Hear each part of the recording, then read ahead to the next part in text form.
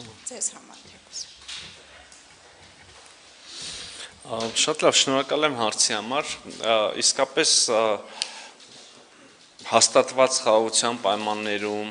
Հայաստան-Ադրբեջան կարգավորման գործընթացի ուրեմն շրջանակներում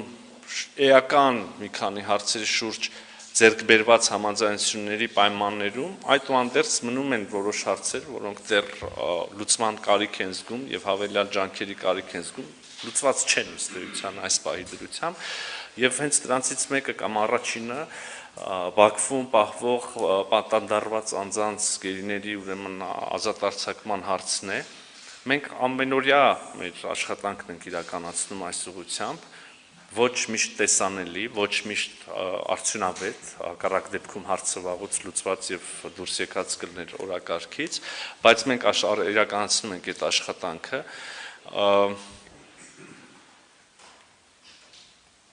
Ինչպես եւ միշտ այս պահի եւս ես ուզում եմ հույս հատնել, որ առաջիկայում մենք այս առումով լավ նորություններ կունենանք, համենայն դեպս մենք չենք դադարում մեր ջանքերը եւ բառացիորեն երեք նաեւ Շարմ el-Շեյխում տեղ ունեցած այդ խաղաղության գագաթնաժողովի շրջանակներում կրկին մեր ադրբեջանցի գործընկերների հետ քննարկել ենք այս հարցը։ Այնպես որ հուսանք, որ մեր ջանքերը դրական արդյունքով կպսակվեն առաջիկայում։ Երրորդ երկրների ուրեմն մասնակցությունը հատկապես պատանդարված անձանց վերաբերյալ տեղեկությունների փոխանցման համատեքստում իհարկե կարևոր է, հատկապես հաշվի առնելով այն հանգամանքը, որ Կարմիր խաչի միջազգային կազմակերպությունը դադարեցրեց իր գործունեությունը Ադրբեջանում,